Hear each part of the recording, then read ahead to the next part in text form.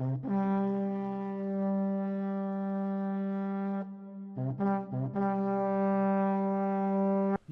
दोस्तों, आप सभी का स्वागत है। इंडियन पॉलिटी का लेक्चर नंबर 84 है। भारत का संविधान का जो भाग 13 है वो हम पढ़ेंगे। भारत के संविधान के भाग 12 तक आपने कंप्लीट कर लिया है। जो भारत का संविधान का भाग 13 जो है, इसके अंतर्गत आर्टिकल 301 से लेकर 307 तक है। और इस भाग का नाम है भारत के राज्य क्षेत्र के भीतर व्यापार, वाणिज्य एवं समागम की स्वतंत्रता। ठीक है, trade, commerce and intercourse with in the treaty of India, ये आपको पढ़ना है। देखिए, संविधान का भाग 12 अभी हमने समाप्त किया। इससे पहले वाले लेक्चर में आपने वित्त आयोग के बारे में पढ़ लिया, आर्टिकल 280। अब हम भाग 13 की शुरुआत करने जा रहे हैं, तो ध्यान से देखिएगा। 301 से 307 तक आर्टिकल्स हैं, वो आपको सभी जानने जरूरी है। बहुत ही आसान है, बहुत सिंपल भाषा में मैं आपको समझाऊंगा। सबसे पहला आर्टिकल, आर्टिकल 301। आर्टिकल 301 में सिंपल सी बात कही गई है कि आर्टिकल 301 ये कहता है कि सभी नागरिकों को भारत के राज्य क्षेत्र के भीतर व्यापार, वाणिज्य एवं समागम की स्वतंत्रता होगी। क्या कह रहा है आर्टिकल 301? आर्टिकल 301 ये कह रहा है कि जो भारत के नागरिक हैं उन्हें भारत के अंदर व्यापार करने की स्वतंत्रता है, वाणिज्य कोई व्यापार कारोबार करने की स्वतंत्रता है, समागम जैसे सभा बुलाने की उन्हें स्वतंत्रता है।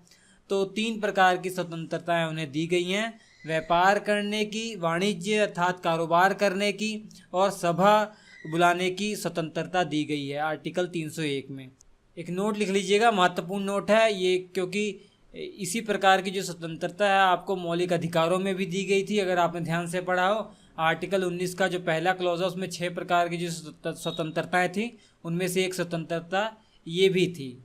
ठीक है, तो ये आपका मौलिक अधिकार भी है। तो आर्टिकल 302, देखिए आर्टिकल 301 में क्या कहा गया था। आर्टिकल 301 में तो आपको स्वतंत्रता दी गई है, कहा गया कि आप व्यापार कीजिए, कोई दिक्कत नहीं है, आप कारोबार कीजिए, सभा बुलाइए, आपको कोई रोक टोक नहीं है। लेकिन वहीं दूसरे ही पल आर्टिकल 302 में इस पर रोक लगा दी गई है।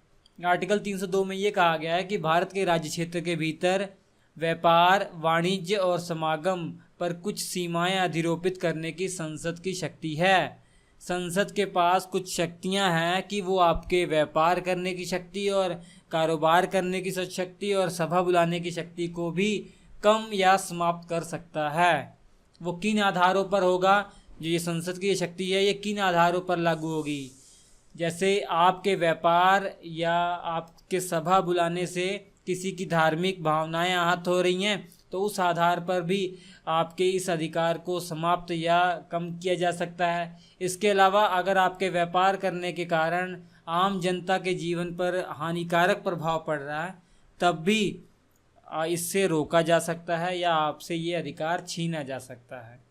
मतलब मान लीजिए आप दूध बेच रहे हैं और दूध में केमिकल मिला के बेच रहे हैं, लोगों के साथ खिलवाड़ कर रहे हैं, तो आप ये नहीं कह सकते कि मेरा व्यापार करने की स्वतंत्रता है, मुझे कोई नहीं रोक सकता। आपको रोका जा सकता है, क्योंकि किस आधार पर रोका जा सकता है? आम जनता के जीवन पर हानिकारक प्रभाव पड़ रहा है उसके कारण। ठीक है, तो आर्टिकल 301 में जो स्वतंत्रता दी गई है उस पर प्रतिबंध भी लगाया जा सकता है। आर्टिकल 302 के माध्यम से संसद जो है प्रतिबंध लगाएगी। कौन लगाएगी? संसद। और आगे चल के आर्टिकल 304 पढ़ेंगे आप, इसमें राज्य विधानमंडलों को अधिकार दिया गया है। ठीक है, ये केंद्र को अधिकार है, ये राज्य को अधिकार आर्टिकल 304 में दिया गया है। फिलहाल आर्टिकल 303 पढ़ते हैं। आर्टिकल 303 में क्या कहा गया है? व्यापार, वाणिज्य एवं समागम के संबंध में संघ और राज्यों की विधायी शक्तियों पर कुछ सीमाएं और प्रतिबंध लगाया जा सकता है। देखिए कितनी अच्छी बात है ना ये। अब तक आपने आर्टिकल 302 में और 304 में क्या देखा था? 304 हालांकि आगे पढ़ेंगे। 302 और 304 में ये पढ़ा था आपने कि केंद्र और राज्य मिलकर आपके जो अधिकार हैं आर्टिकल 301 में दिए गए हैं उस पर प्रतिबंध लगा सकते हैं कुछ आधारों पर, कुछ कारणों पर।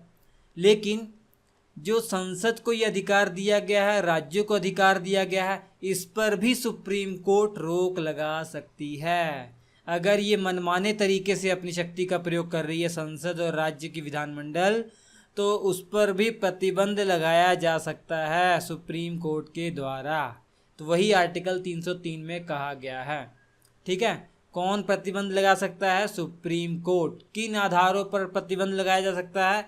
जैसे अगर संसद कोई ऐसा कानून बना देती है जिससे एक राज्य को दूसरे राज्य की अपेक्षा अधिक वरीयता मिल रही है, तो उस पर उच्चतम न्यायालय जो हमारा एक्शन लेगा और उस कानून को अवैध घोषित कर सकता है। मतलब मान लीजिए केंद्र में कांग्रेस की सरकार हो, ठीक है, और केंद्र में अगर कांग्रेस सरकार है और दो राज्य हैं, एक में कांग्रेस सरकार है, एक दूसरे में नॉन कांग्रेसी सरकार है। अगर उन दोनों राज्यों के साथ वो भेदभाव कर रही है या जहाँ पे उनकी सरकार है उनको अधिक वरीयता दे रही है, तो इस प्रकार का कोई कानून बना रही है, तो सुप्रीम कोर्ट उस कानून को ही अवैध घोषित कर देगी। ठीक है, तो एक राज्य को दूसरे राज्य की अपेक्षा अधिक वरीयता, यदि राज्यों के बीच भेदभाव की स्थिति उत्पन्न की जा रही है, तो इस प्रकार के जो भी शक्तियों का अगर इस्तेमाल संसद करेगी तो इस पर प्रतिबंध लगाया जा सकता है। और इसी प्रकार राज्य की विधानमंडल भी अगर अपनी शक्तियों का दुरुपयोग करेगी, अपनी शक्तियों का दुरुपयोग करके किसी के व्यापार को समाप्त करने की या उस पर रोक लगाने की कोशिश करेगी जो कि संवैधानिक ना हो, तो उस पर भी रोक लगाई जा सकती है सुप्रीम कोर्ट के द्वारा। तो आपको समझ में आया कि नहीं?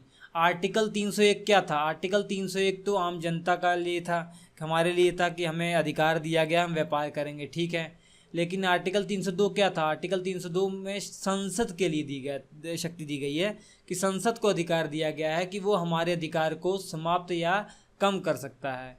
और आर्टिकल 304 अभी पढ़ेंगे आगे, इसमें राज्य विधानमंडल को अधिकार दिया गया है कि वो कुछ रोक लगा सकती है। वहीं आर्टिकल 303 क्या है कि आर्टिकल 303 ये कहता है कहीं संसद और राज्य विधानमंडल को जो अधिकार दिया गया उसका दुरुपयोग ना कर दे, इसलिए आर्टिकल 303 में ये व्यवस्था की गई है। ठीक है, बहुत मज़ेदार है, इंटरेस्टिंग, आपको समझ में आ गया होगा। अब आर्टिकल 304 में व्यापार, वाणिज्य और समागम के संबंध में राज्य विधानमंडल की शक्तियाँ दी गई हैं, बताई गई हैं कि व्यापार, वाणिज्य और समागम से संबंधित जो स्वतंत्रता है, इससे संबंधित कुछ प्रतिबंध लगाया जा सकता है, इससे संबंधित कुछ कानून बना सकती है राज्य विधानमंडल, तो वो आर्टिकल 304 में कहा गया है। इसमें ये पहली बात कही गई है कि अन्य राज्यों से जो चीज़ें आयात हो रही हैं, जो माल आयात हो रहा है, उस पर कोई ऐसा टैक्स लगाया जा सकता है जो उस राज्य में उत्पादित वैसे ही माल पर लगता है। मतलब कोई वस्तु किसी राज्य के अंदर उत्पादित होती है, उस पर टैक्स लगता है, मान लीजिए T1 टैक्स लगता है, और कोई उसी प्रकार की वस्तु आयात की जा रही है उसी राज्य में, तो उस पर भी T1 प्रकार का टैक्स लगाया जा सकता है इस राज्य के द्वारा, वही कहा जा रहा है। इसके अलावा किसी दूसरे राज्य के साथ या अपने राज्य के भीतर व्यापार आदि पर भी प्रतिबंध लगाया जा सकता है राज्य विधानमंडल के द्वारा, लेकिन उसका कुछ उचित कारण होना चाहिए, और ये होगा राष्ट्रपति से पूर्व अनुमति के बाद ही ये हो सकता है, ऐसे नहीं होगा। ठीक है, किसी दूसरे राज्य के साथ व्यापार को समाप्त करना है या प्रतिबंध लगाना है तो राष्ट्रपति से पूर्व अनुमति लेनी पड़ेगी, तभी जाकर ये कानून पास होगा राज्य विधानमंडल में। तो होप आपको समझ में आ गया आर्टिकल 304 तक। ठीक है, उसके बाद आर्टिकल 305 में ये कहा गया है कि जो कानून पहले से विद्यमान है और राज्य का जिन उद्योगों पर एकाधिकार है वो निरंतर बना रहेगा। अर्थात आर्टिकल 305 में ये कहा गया था कि 1955 से पहले जो भी व्यापार से संबंधित कानून थे वो बने रहेंगे, ऐसा नहीं है उन्हें समाप्त कर दिया जाए संसद के द्वारा, नहीं, 1955 से पहले जो भी व्यापार से संबंधित विधियां हैं वो बनी रहेंगी। ठीक है, और इसके अलावा राज्य के जो सरकार है, राज्य की जो सरकार है, इनके भी कुछ उद्योगों पर एकाधिकार होगा, वो भी बना रहेगा। ठीक है, उस पर भी इनका अधिकार बना रहेगा, उस पर प्रतिबंध नहीं लगाया जा सकता, और उस पर केंद्र का कोई भी रोल उसमें नहीं होना चाहिए, कोई भी हस्तक्षेप नहीं होना चाहिए। ठीक है, इसके अलावा आर्टिकल 307, आर्टिकल 306 समाप्त कर दिया गया है। तो आर्टिकल 307 आपको पढ़ना है कि सिंपल सी बात ये कही गई है, इसमें संसद को अधिकार दिया गया है कि आर्टिकल 301 से लेकर 304 में जो भी प्रावधान दिए गए हैं या जो भी नियम बनाए गए हैं उन्हें लागू करने के लिए एक सक्षम अधिकारी की नियुक्ति की जा सकती है, या कहा जाए अंतर्राज्यीय व्यापार वाणिज्य आयोग का गठन किया जा सकता है। ठीक है, संसद के द्वारा एक अंतर्राज्यीय व्यापार वाणिज्य आयोग का गठन किया जा सकता है या एक सक्षम अधिकारी की नियुक्ति की जा सकती है जो आर्टिकल 301 से 304 में जो दिए गए प्रावधान हैं उन्हें लागू करवाए, नियमानुसार लागू करवाए। लेकिन आपको जानकर हैरानी होगी, अभी तक संसद ने इस शक्ति का प्रयोग नहीं किया है, ना ही कोई अधिकारी की नियुक्ति की गई और ना ही अंतर्राज्यीय व्यापार वाणिज्य आयोग का गठन किया है। तो ये आर्टिकल 301 से लेकर 307 तक जो महत्वपूर्ण प्रावधान थे, इनके बारे में आपको ये जानना जरूरी है। तो ये चैप्टर छोटा सा था। इसके बाद संविधान का भाग 14 आपको पढ़ना है। तो ये लेक्चर मैं उम्मीद कर रहा हूँ आपको अच्छा लगा होगा। अच्छा लगा है तो लाइक कीजिएगा, शेयर कीजिएगा दोस्तों के साथ, ताकि वो भी इसका लाभ उठा सकें। स्क्रीन पर 4 लेक्चर आ रहे हैं, महत्वपूर्ण लेक्चर है, देख लीजिएगा। नमस्कार।